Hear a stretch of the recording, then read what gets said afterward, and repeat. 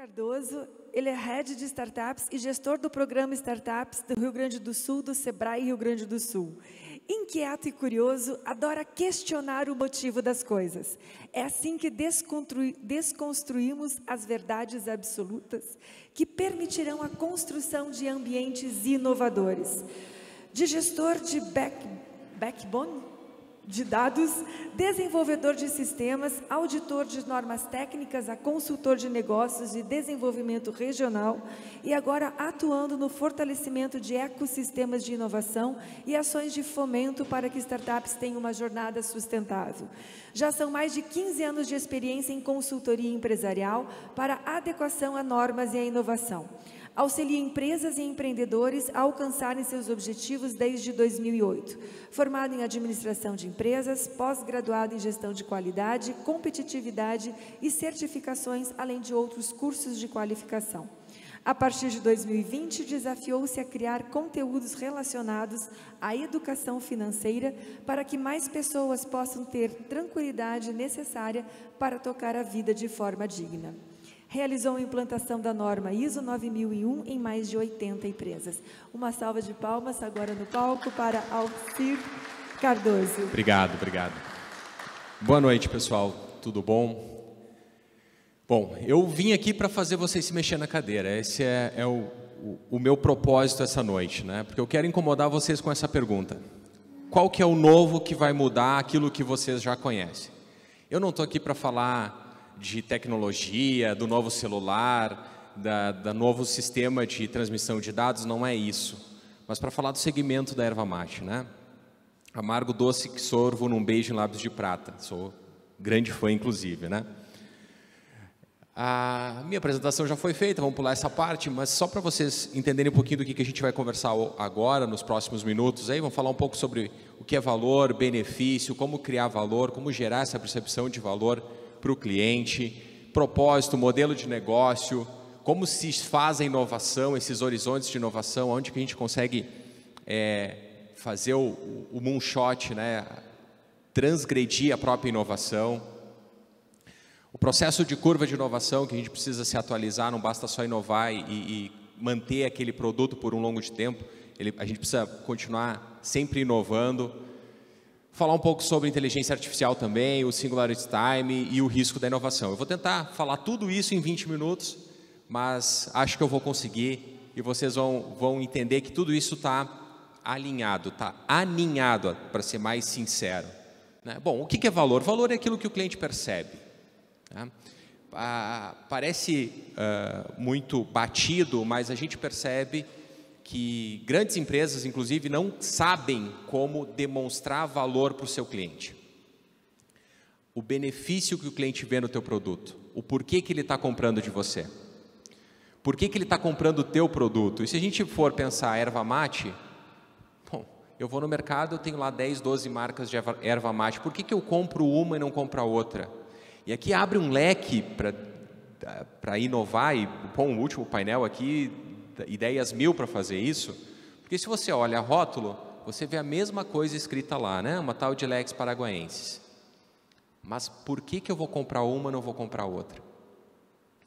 Certa vez eu fazia uso de uma determinada marca, aquela marca saiu de mercado, demorei um tempo para encontrar outra marca, porque eu prefiro algo um pouco mais arregado, mais forte, né? O amargo mesmo, e não achava, né?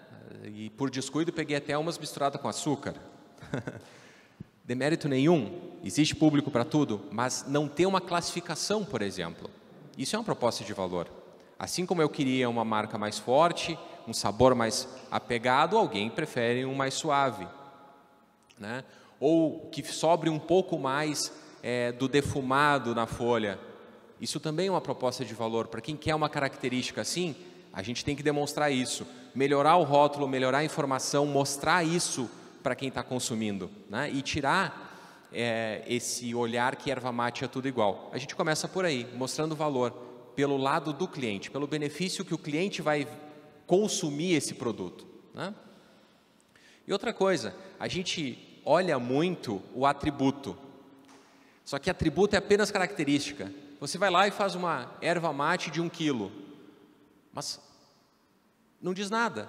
Se você está comunicando com um determinado público, com um determinado nicho, por exemplo, algum jovem estudante que está morando sozinho numa cidade distante, que gosta de erva mate, ele comprar 1 quilo de erva mate, vai durar para o mês todo. É uma comunicação diferente. Você vai dizer, olha, compra aqui uma erva mate que vai te durar para o mês todo. Se você está lá com uma apresentação de 500 gramas, por exemplo, você pode apresentar para ele, aqui você tem a oportunidade de ter uma erva mate sempre fresquinha.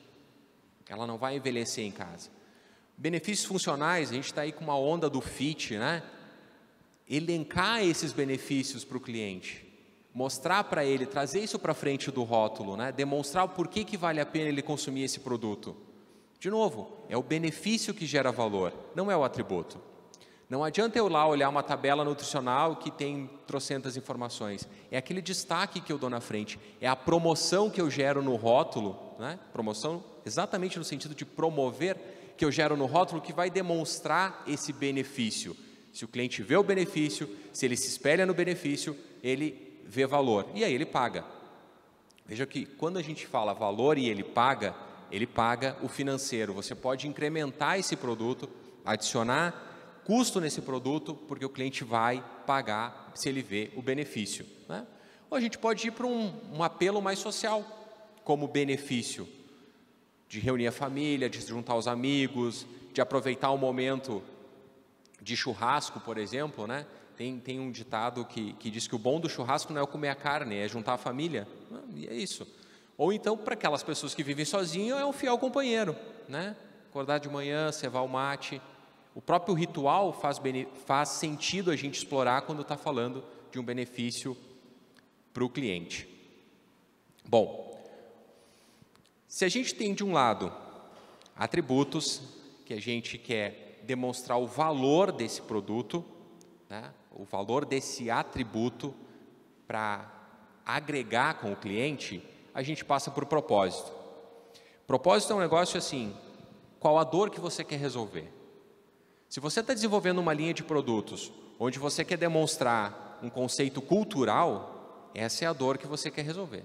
Então, todo o propósito daquela comunicação, daquela marca, da linha de produtos que você está trabalhando ali, precisam estar alinhados com esse propósito. Se a gente está falando de união, de família, de agregação, de valores, a gente tem que olhar temas como, por exemplo,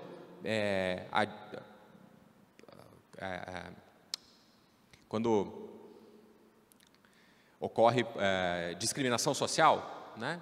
Isso faz parte, porque tu está falando de agregação, então você precisa trazer outras bandeiras junto.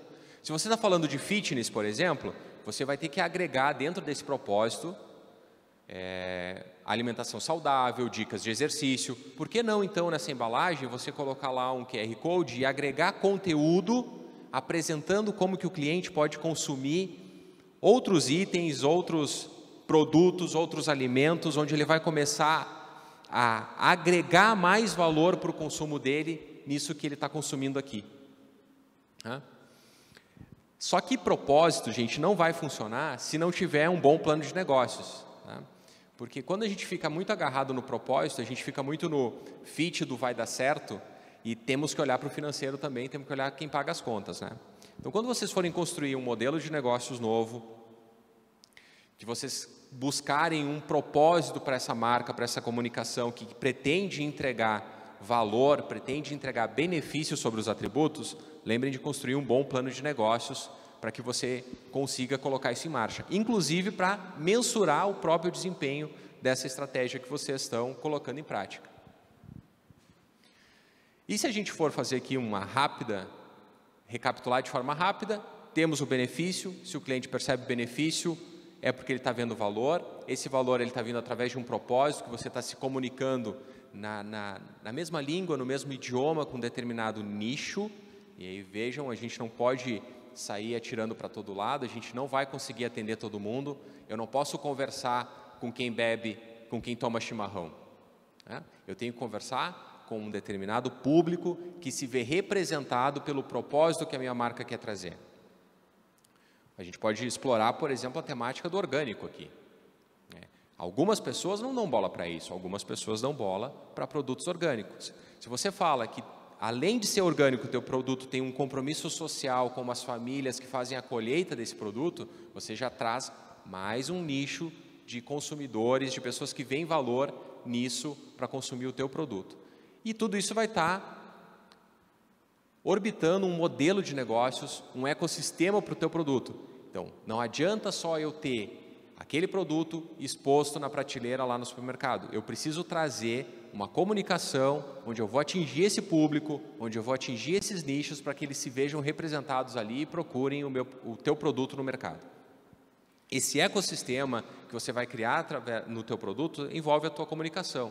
Você vai ter que chamar teu marketing, vai ter que criar peças publicitárias, você vai ter que criar conteúdos que demonstrem esse apelo que você está gerando para que aí o seu público consiga se ver representado ali. Então não adianta só a gente produzir e botar na prateleira. É preciso pensar esse know-how que vai estar por trás do produto representado pelo modelo, que é efetivamente como você vai fazer a captura de valor para o teu cliente. E quem falou isso de captura de valor foi justamente o cara que criou o modelo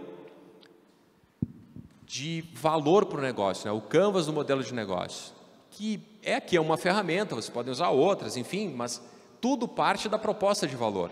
O que você quer entregar para o teu cliente? O que você quer que ele perceba como valor, como benefício, né? Não é atributo, como benefício. Como que tu te relaciona com o teu cliente? Em quais canais tu faz esse relacionamento? É só com a gôndola do mercado? O rótulo é um belo canal de comunicação, de agregação de valor, de fidelização de produto. Quais segmentos de cliente você quer atender? Vou vender erva para todo mundo que toma chimarrão ou eu quero buscar um público específico que tem uma linguagem diferente, que tem um modo de consumo diferente, que tem um comportamento de vida diferente? Tem pessoas que tomam chimarrão todo dia, eu, por exemplo. Tem pessoas que tomam chimarrão no final de semana. Eu posso ter a mesma comunicação ou eu poderia ter comunicações diferentes para esse público? São dois nichos diferentes que vai estar lá na segmentação de clientes, que eu posso abordar de formas diferentes, que eu posso apresentar propostas de valor diferentes para esse público.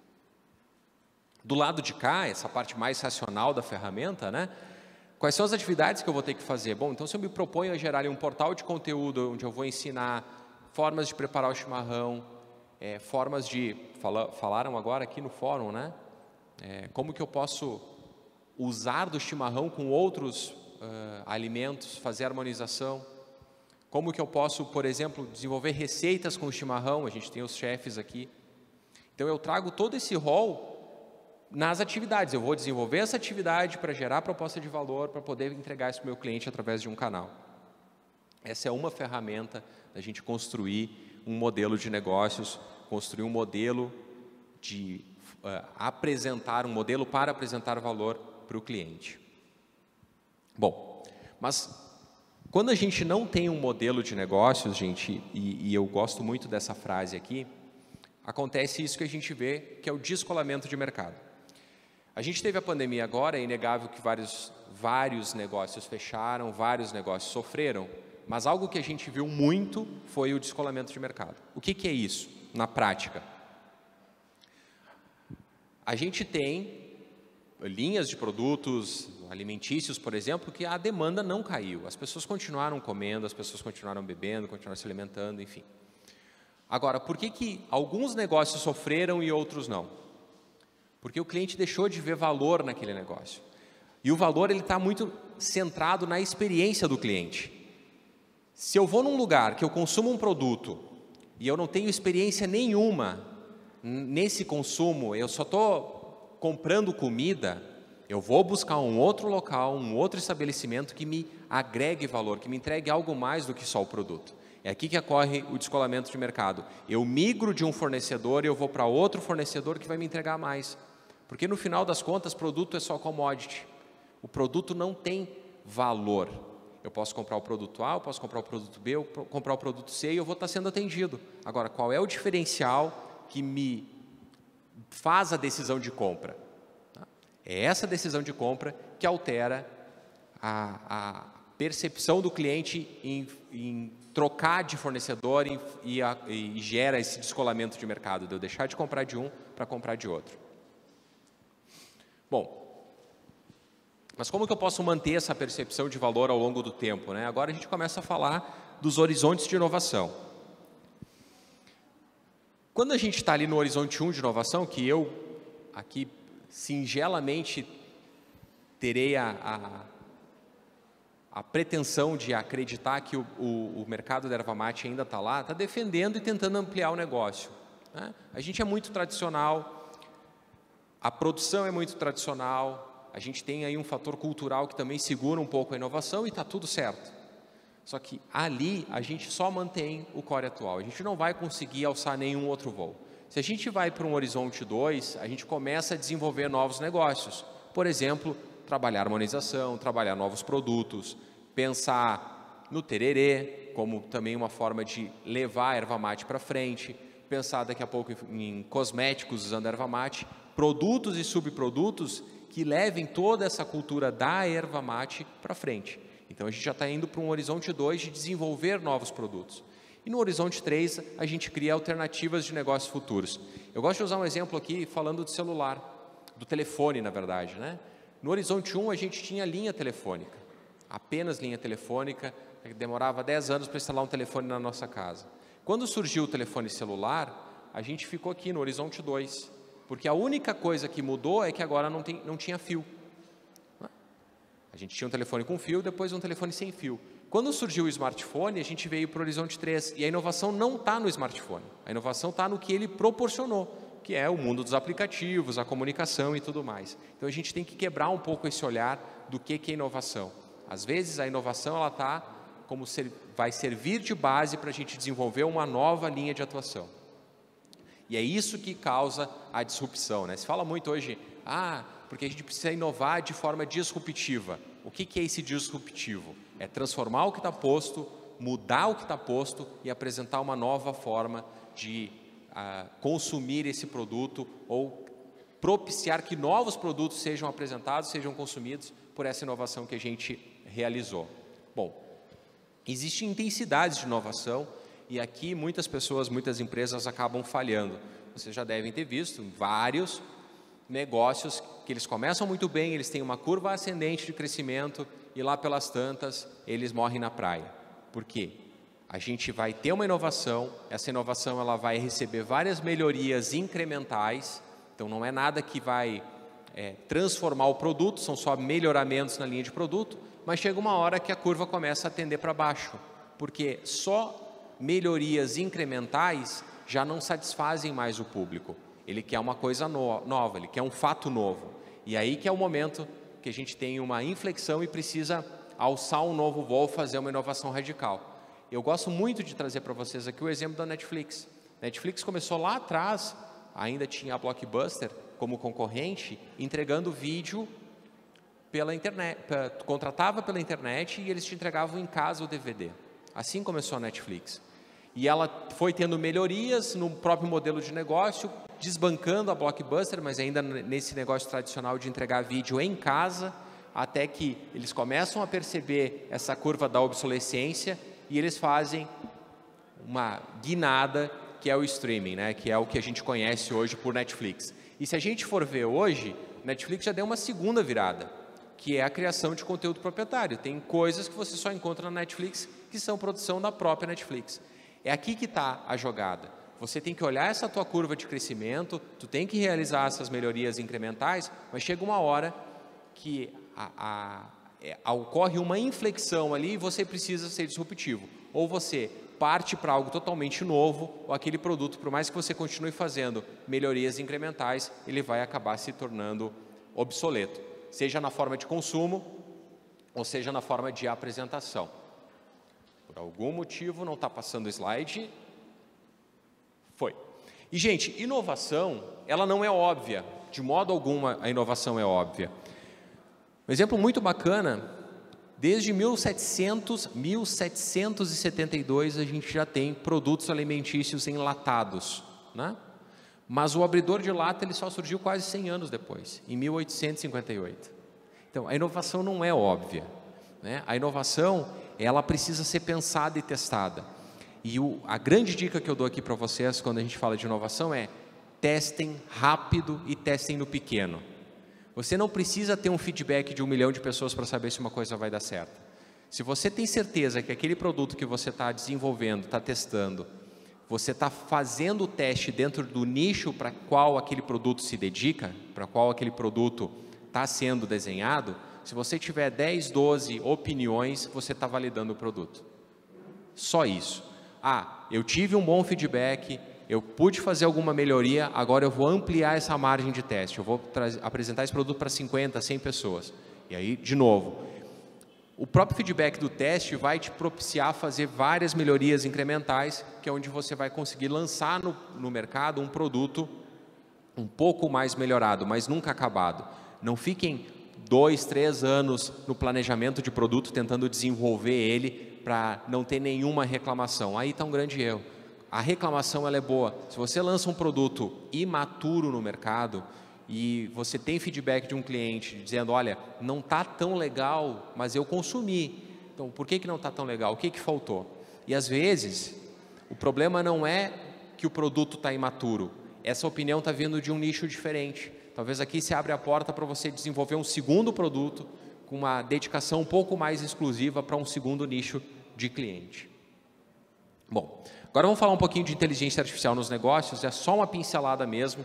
Esse tema aqui ele é bastante pesado, mas eu gosto de trazer isso aqui em toda fala que eu faço, porque a gente precisa desmistificar a inteligência artificial. Muita gente acha que isso é coisa de outro mundo, que está muito longe da gente, muito distante da gente, e não é verdade. Primeiro, a gente precisa entender que a inteligência artificial, ela começa lá nos anos de 1950 ainda, né? E basicamente, em 1950, o que a gente tinha por inteligência artificial é uma programação condicionada. O que é isso? Alguém lá escrevia nos computadores da época, obviamente, condições pré-definidas. Se tal sensor apresenta isso, faça aquilo. Se tal sensor apresenta aquilo, faça aquele outro. Hoje a gente tem vários, nas indústrias de vocês, tenho certeza, quadros de comando elétrico que fazem isso aqui, né? Quando determinado sensor atinge tal temperatura, abre lá um ventilador, refrigera, não sei o quê. Isso é inteligência artificial, que já está dentro das empresas de vocês. A partir de 1980, a gente começa a ter o machine learning, que é o aprendizado de máquina, que também não é nada de outro mundo, gente. Qual que é a grande sacada do machine learning? Nós somos muito bons em analisar pequenos volumes de dados. A gente é muito bom em pensar assim, eu fiz 4 vendas hoje, foi para fulano, ciclano, Beltrano, Beltrano está comprando de mim cada vez mais. Semana passada ele comprou tantos quilos, na outra semana ele comprou um pouquinho menos, mas a gente só consegue, nós humanos, pela condição nossa cerebral, a gente só consegue fazer análise de dados com pequenos volumes de dados. O machine learning, ele é capaz de fazer análise em grandes volumes de dados. Então você pode pegar, por exemplo, lançar todo o teu histórico de vendas, desde o início da tua empresa, dentro de um sistema de machine learning, ele vai começar a te trazer insights que você não teria condição de perceber. Aqui está um diferencial para começar a fazer análise estatística no negócio de vocês. Entender comportamento, entender sazonalidade, por exemplo, entender aonde o teu produto está indo, quais as regiões, que diferença que está acontecendo, porque daqui a pouco, numa determinada região, você tem uma baixa de consumo, numa outra região você tem uma alta de consumo. Olhando no geral, olhando por cima, você diz, bom, minha produção está estável. Mas por que numa região eu tive baixa de consumo, na outra região eu tive alta de consumo? Existe alguma característica local, alguma festa local, algo que está fazendo essa demanda crescer lá? Um machine learner pode te entregar isso, tá? E hoje, gente, esses sistemas são super acessíveis, são plug and play. Tem várias empresas, várias startups aí que conseguem te colocar isso rodando em 2, 3 dias com custo baixíssimo. Vale a pena olhar para isso. E depois a gente tem o Deep Machine Learning, que é o aprendizado profundo de máquina, que aí a gente já está indo para algo não tão distante assim, mas é quando a máquina consegue analisar um volume gigante de dados, buscar referências fora desse volume de dados, como por exemplo acessar a internet, e te trazer novos insights, dizendo assim, olha, aqui você teve uma alta no consumo, mas é porque eu já pesquisei lá no Google, entre aspas, né? E identifiquei que nesse município está acontecendo uma festa a cada 2 anos que chama Festa da Uva. E aí o pessoal vai para a festa da uva e toma chimarrão. Então, ali, a gente já está falando de outros sistemas que têm a capacidade até de tomar decisão, não tão condicionada como aqui no primeiro exemplo, né? Então, gente, para terminar esse discurso aqui de Machine Learning e inteligência artificial, o convite que eu faço é: olhem para isso com carinho. Isso aqui não é coisa do futuro, isso aqui já é coisa do passado. Vocês podem olhar, a gente está falando de 1980 aos anos 2000, então já tem pelo menos 40 anos esse negócio aqui. E é importante que a gente traga análise de dados para auxiliar a tomada de decisão dentro dos nossos negócios, né? Só para vocês terem, a título de curiosidade, até porque meu tempo está acabando, essa linha vermelha, gente, é o quanto o aprendizado de máquina está crescendo nos últimos meses. Olha só, a capacidade dos algoritmos de inteligência artificial hoje dobra a cada 270 dias. Por isso que a gente tem aquela curva tão ascendente ali no final do gráfico. Se a gente está tendo esse crescimento tão significativo do Machine Learning, a gente está caminhando para algo, e eu não quero assustar ninguém aqui, gente, por favor, mas é mais para reforçar a necessidade da gente não ficar ainda mais para trás e começar a usar isso nos nossos negócios. No ano de 2015, a capacidade das máquinas era comparável a um rato.